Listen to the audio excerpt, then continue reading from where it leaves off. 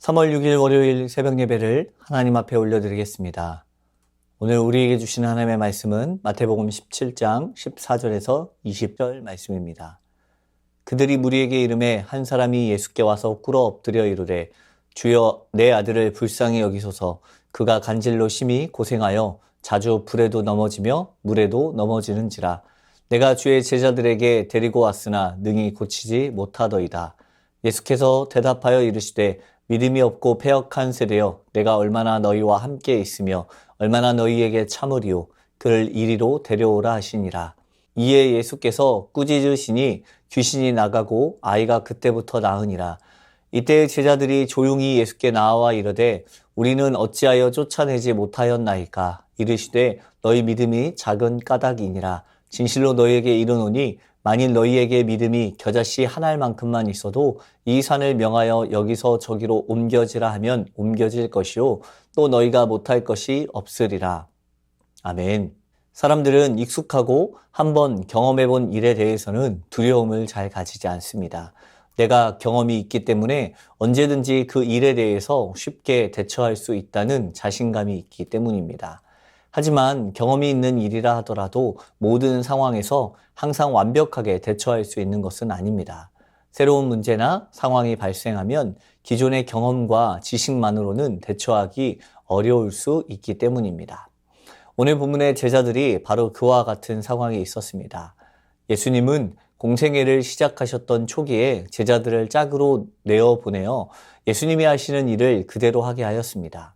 그들은 병든 사람을 고치고 죽은 사람을 살리고 귀신들을 쫓아내는 일들을 하였습니다. 그리고 그들은 예수께서 명하신 일들을 그대로 해낼 수 있었습니다. 분명 그들은 이 경험을 통해서 같은 문제가 찾아온다 하면 그 상황들을 잘 이겨낼 수 있을 것이라고 생각하고 있었을 것입니다. 그런데 오늘 본문의 상황에 제자들은 자신들이 행하였던 그 일들이 그저 쉬운 일이 아니었다는 사실을 알게 됩니다.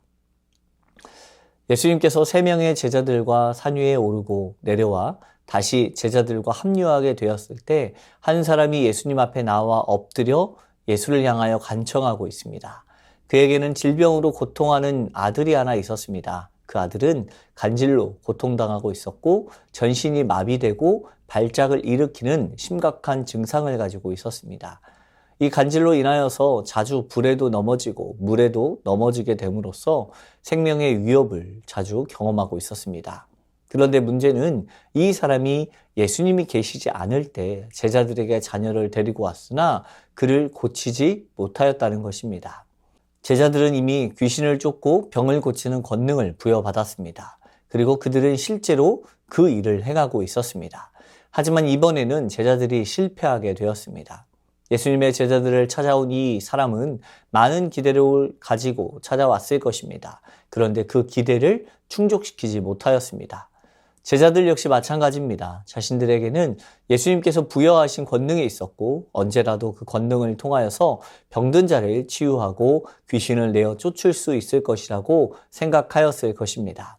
하지만 그들이 가지고 있는 기대는 산산조각 나버리고 너무나도 쉽게 무너져 버렸습니다.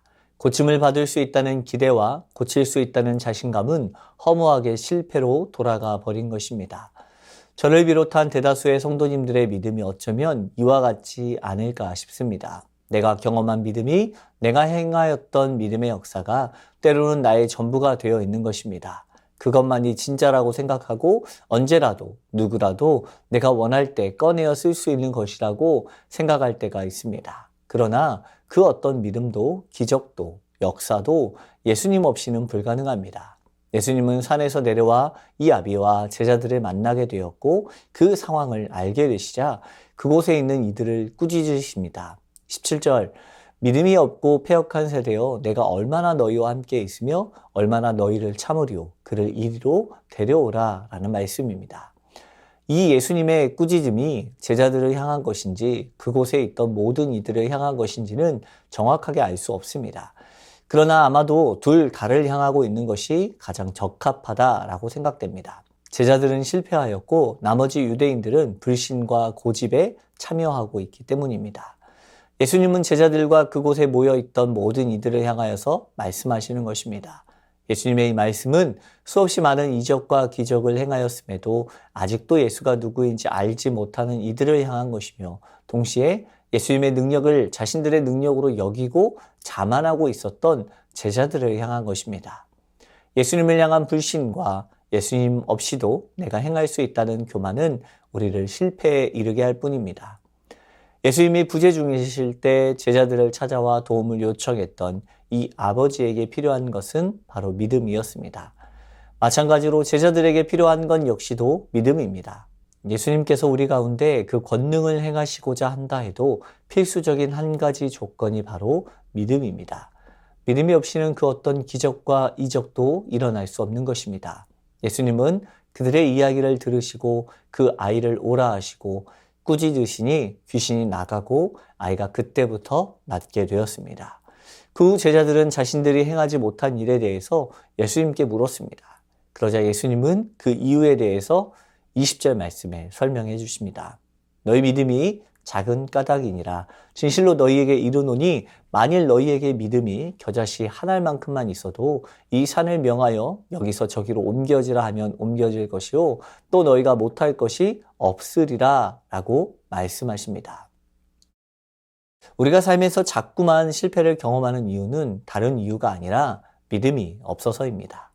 성도의 삶을 돌아보면 하나님에 대한 지식은 날로 늘어나는데 실제로는 하나님을 덜 의지하게 되는 경우가 너무나 많이 있습니다.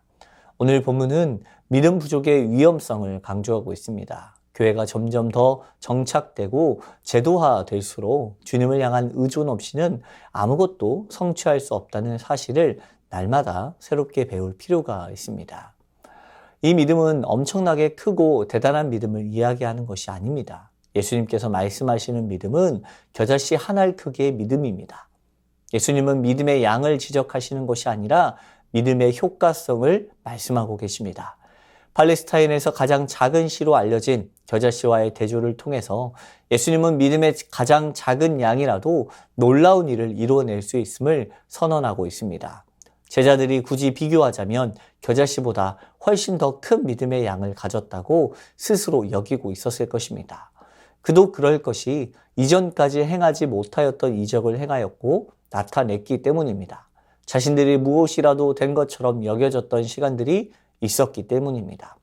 하지만 정말로 중요한 것은 믿음의 양이 아니라 믿음의 시선이 어디에 있느냐입니다. 믿음은 더 많이 가지면 가질수록 더 많이 이룰 수 있는 어떤 특별한 물질이 아닙니다. 마음대로 조작할 수 있는 마술적인 은사도 아닙니다. 믿음은 하나님이 우리로 하여금 하기 원하시는 것을 할 수 있다는 확신입니다. 그렇기 때문에 우리는 내가 가지고 있는 것에 확신을 둘 것이 아니라 하나님께서 우리에게 원하시는 일에 초점을 맞춰가야 할 것입니다. 이 일에 저와 우리 모든 성도님들의 신앙의 여정이 바로 세워지길 예수님의 이름으로 축복합니다. 말씀을 붙들고 기도합니다. 우리의 믿음 없음을 인정하며 하나님의 뜻을 헤아릴 수 있는 믿음을 허락하여 주옵소서. 내 뜻, 내 능력으로 행하는 것이 아니라 오직 하나님의 뜻과 하나님의 능력으로만 행할 수 있는 마음 허락하여 주옵소서. 겨자씨와 같이 작은 믿음이라 할지라도 주님께만 온전한 시선을 두고 살아갈 수 있게 하옵소서.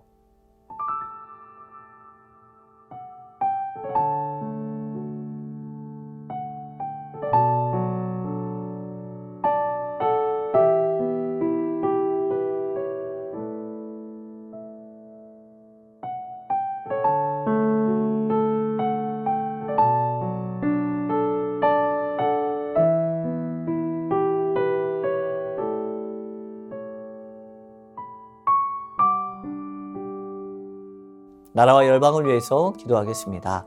대한민국의 정치, 경제, 사회, 문화, 교육, 국방, 미디어 등 모든 영역에 하나님의 통치가 이루어지며 말씀의 진리가 서며 성경이 전하는 생명의 가치가 국민의 마음에 깊이 뿌리내리게 하시고 우상숭배와 동성애, 물질주의와 각종 약물 중독에서 벗어나게 하옵소서.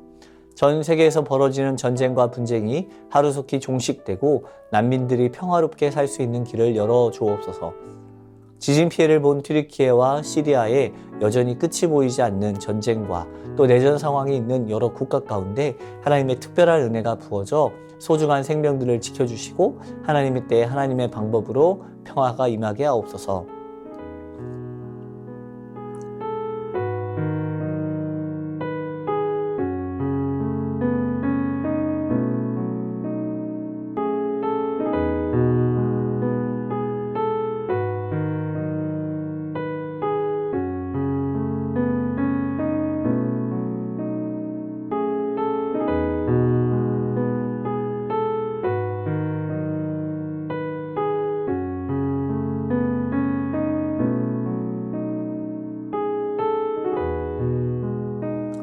교회를 위해서 기도합니다. 광주 새송교회가 하나님이 주신 사명을 이루는 교회 되게 하옵소서. 하나님의 임재를 경험하는 예배, 예수님의 말씀으로 훈련된 제자, 성령의 능력으로 지역과 세상을 섬기는 교회가 되게 하옵소서. 교회 안에 거하는 사람들이 편한 교회가 아니라 세상 가운데 방황하는 이들을 위한 환경을 제공하는 교회가 되게 하시며 복음을 전파하기 위해 수고와 헌신을 아끼지 않는 교회가 되게 하옵소서. 담임 목사님과 부교역자들이 하나님의 마음을 품고 예수 그리스도의 이름으로 교회를 섬기게 하옵소서.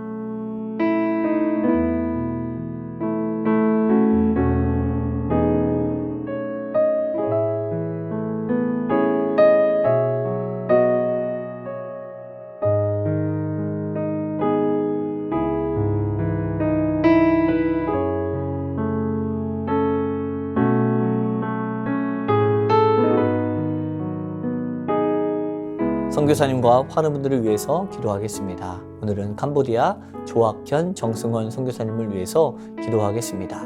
5일간의 설교자 훈련에 참석하고 은혜 받은 차이 씨가 성경의 깊이와 넓이를 깨달아 끄돌 교회의 장래 말씀 인도자로 건실히 세워져 가게 하옵소서.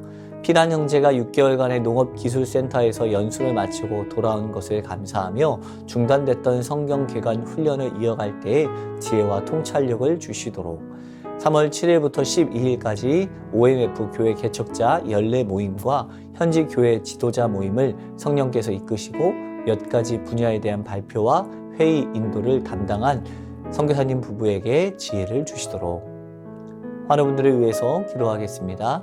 차용미 권사님, 이기범 집사님, 강동엽 어린이, 권우순 권사님, 이민함 권사님, 신혜남 권사님, 추명호 성도님, 추승민 형제님, 이춘실 집사님, 김인혜 집사님, 최혁기 성도님, 이길태 집사님, 김찬준 집사님, 김영자 권사님, 정승근 권사님, 김봉남 권사님, 김광순 권사님, 박문천 집사님, 노성빈 형제님, 최랑 집사님 아버님을 위해서 이 시간 선교사님과 환우분들을 위해서 기도하다가 개인 기도하겠습니다.